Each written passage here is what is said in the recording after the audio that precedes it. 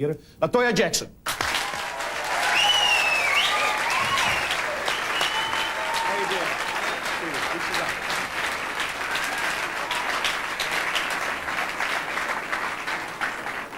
They like you.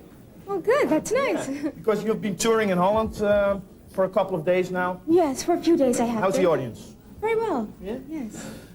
Toya, I've been reading your book the last couple of days, and I'm very much impressed.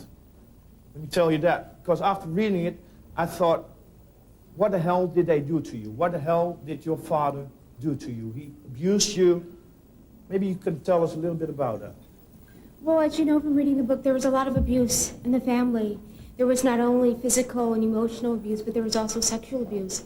And I think this is something that needs to be addressed to the world, to the public, to let people know that sexual abuse is wrong, and we should put a stop to it. My father was a very abusive person, and I think he didn't know how to control it, or he didn't know or realize what he was doing. He did lots of things. He would beat us constantly. He would take guns and put them to our heads and pull the trigger all the time until the day I left home.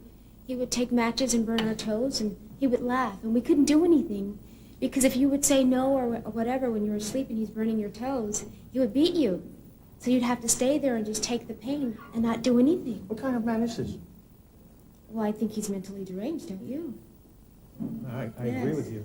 I think he's mentally disturbed. I don't think that...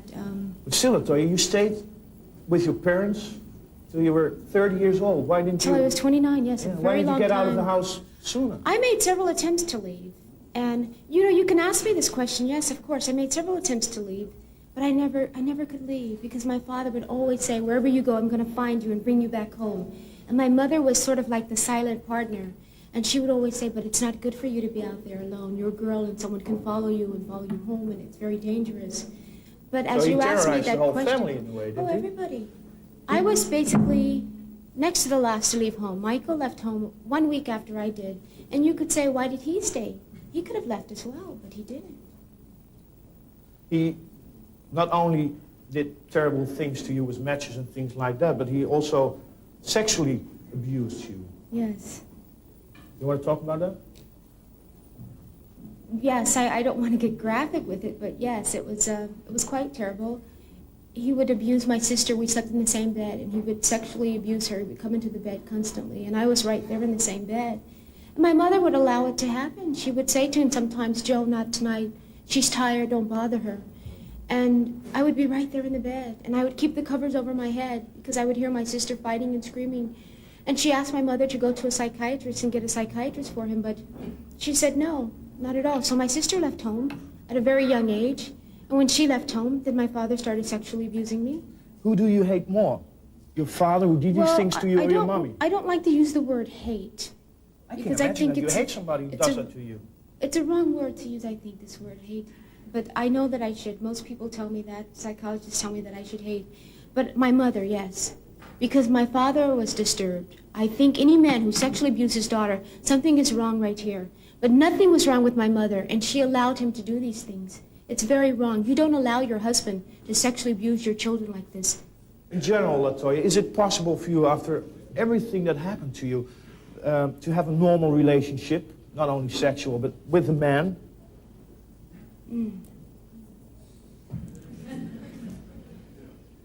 Difficult question? Yes, it's a difficult question. The answer is no, I think. No, it's just a difficult question.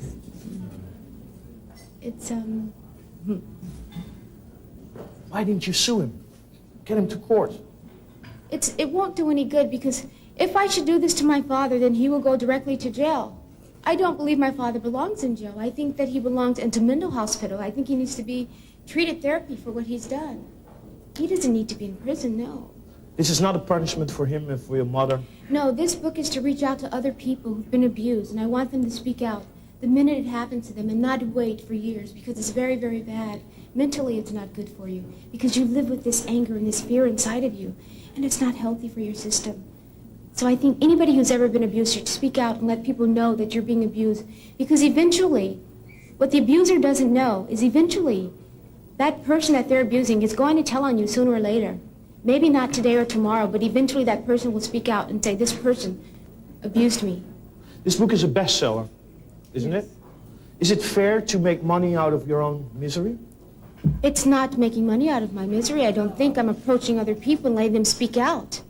I don't think it's about money. It's nothing to do with it. The proceeds that I will get from this book, which will probably be in the next year or so, will go to children who've been abused, as well as adults. There are a lot of grown women out there who are afraid to speak up and who are embarrassed, and they need to talk about it. This is a subject that's so taboo that we don't want to talk about it, but we need to open up and let the world know that you've been abused so we can put a stop to this, because it's very unfair to do that to people. If they want to have sex or do whatever they want to people or children, then go to your red light district and do it. But don't do it to innocent victims. It's wrong. You were a very religious person. The whole Jackson family was Jehovah's Witness. Still, you posed for the Playboy. Was that a way to punish your parents, or to say, now I'm grown up and I do whatever I want to do? It was a way to show them that this is my independence. It's And you me, did it's it my twice, life, huh? and I do what I choose and what I will. It's also a way of getting back at the religion to show them that you don't control and dictate to me anymore, because the religion was a very strict religion that controlled and dictated everything we did, actually. And the second time I did it is because when I did it the first time, my mother said, I will never speak to you again. I didn't believe her. I would call her every day and she'd hang the phone up in my face for 3 years. And she says, this is your punishment for doing what you did, for not listening to me. So I did it again to show her, you can't punish me for years because of this. It's nothing so bad. It's exposing the breast. You have it in your magazine every day. You didn't change your breasts, huh? No, no. Only, No, it's only your mine. nose. Only my nose, yeah. Who had that nose first, Michael or you? This one. This Oh, is yeah, my the other one. I bet they look alike a little bit. Yeah, it's my brother and sister. Who wants to look like who? I think he likes, I don't know, he's not happy with his looks because when he was younger, my father would always say, oh, look at that ugly nose on your face. And Potato nose, he called it. yes, he called it a really big, ugly nose all the time to Michael, and he hated it. And he says, I don't want this nose. I don't want to look like my father. So he changed his nose. And he didn't like it, and he kept changing it over and over and over again. And I think that he's never satisfied. He's never content.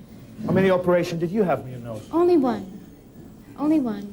But it's because I didn't like it. And I think if you don't like something, don't complain about it. Just change it.